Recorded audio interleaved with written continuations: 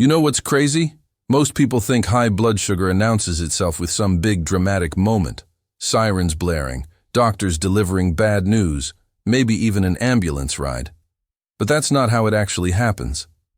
High blood sugar is more like that app running in the background of your phone that you forgot about.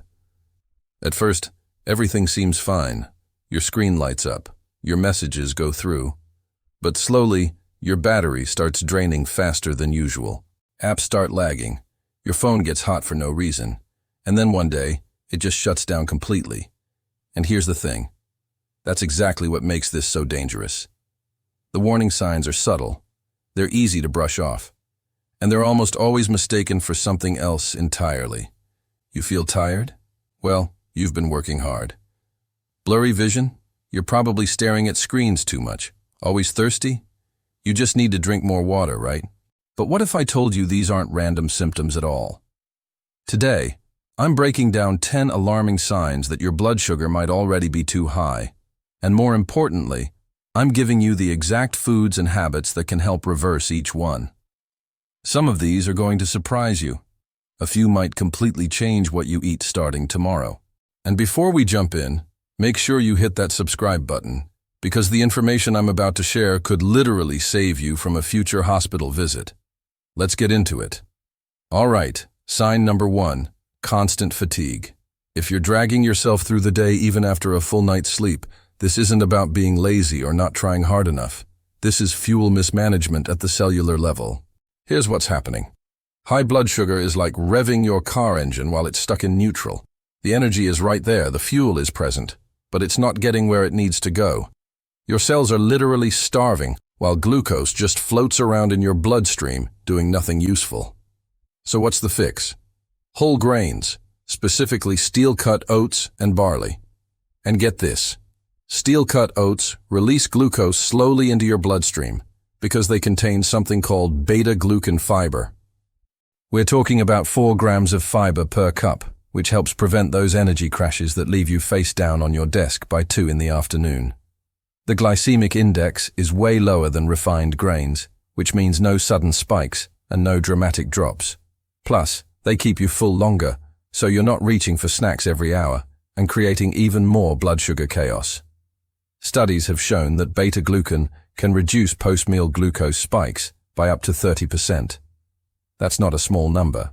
Bottom line, slow carbs beat fast sugar every single time. But here's the real kicker. Fatigue is just the first whisper.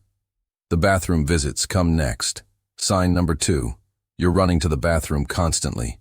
When sugar builds up in your blood, your kidneys basically go into panic mode. They're trying to flush out all that excess glucose, and the only way to do that is through urine. Think of water as the cleanup crew working overtime to sweep sugar out of your bloodstream. Without enough of it, everything backs up. Here's what you need to know. Dehydration can actually raise your blood sugar by 10 to 15% all by itself. Water improves how efficiently your insulin works. Zero sugar electrolytes prevent you from losing essential minerals every time you pee. And those sugary drinks people reach for when they're thirsty?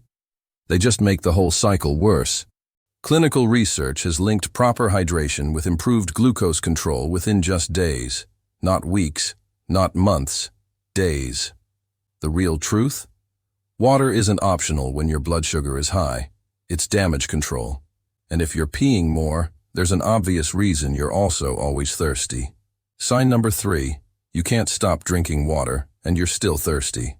This isn't random. Your body is literally waving a red flag at you. The solution? Cucumber and water-rich vegetables. These foods hydrate you without sneaking sugar back into your system. Cucumbers are over 95% water. They have an extremely low carb load. They add volume to your meals without spiking your glucose. And here's the best part. You can eat a ton of them without any negative consequences. Dietitians routinely recommend water-dense vegetables for people managing prediabetes. It's not some trendy hack. It's basic nutritional science. Think of it as hydration you can actually chew. But blood sugar doesn't just mess with your fluids. It goes after your vision too. Sign number 4. Your vision gets blurry for no apparent reason. Your eyes feel the effects of high blood sugar before your lab results even show a problem. The fix? Omega-3 rich fish like salmon, mackerel, and sardines. Here's the thing. Omega-3s are like oil for a camera lens. They reduce inflammation and help everything focus more clearly. These fish have zero carbs but tons of protein. They support retinal health at a cellular level. They improve insulin signaling throughout your entire body. And they reduce systemic inflammation, which is part of what damages your eyes in the first place.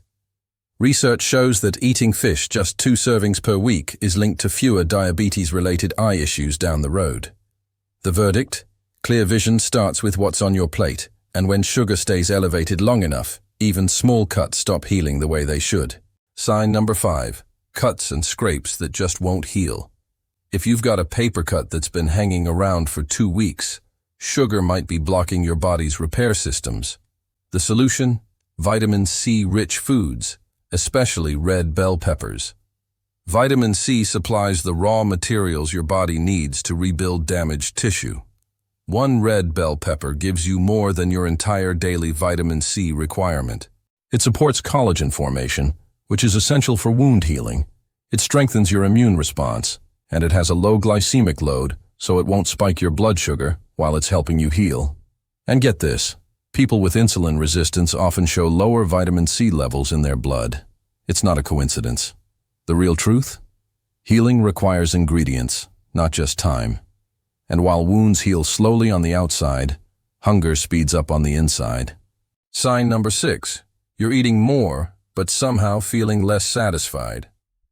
This is a major warning sign that something's off with your blood sugar. The fix? Protein-first meals. Protein acts like an anchor for your blood sugar. Instead of letting it swing wildly up and down, it steadies everything. It reduces post-meal glucose spikes. It increases satiety hormones, which are the hormones that tell your brain you're actually full. It preserves muscle mass, and it has minimal impact on your carb intake.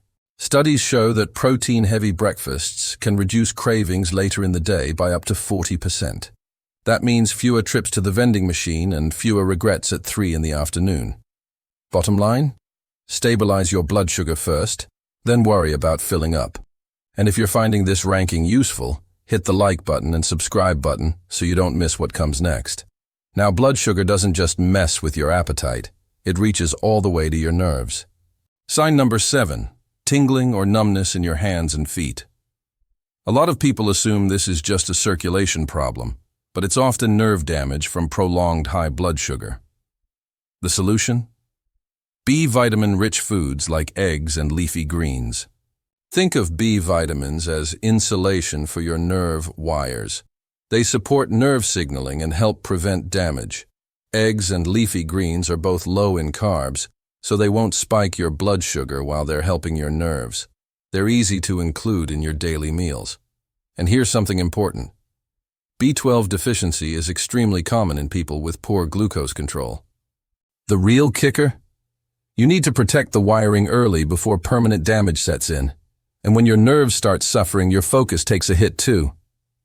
Sign number 8. Brain fog that makes you feel like you're thinking through molasses. That mental haze isn't just stress or lack of sleep. It's high blood sugar affecting your brain.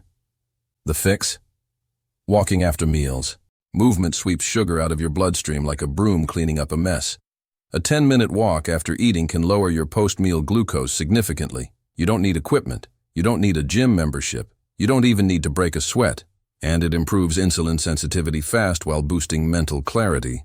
Research shows that post-meal walking can reduce glucose spikes by up to 30%. That's a bigger impact than most people get from medication. The verdict?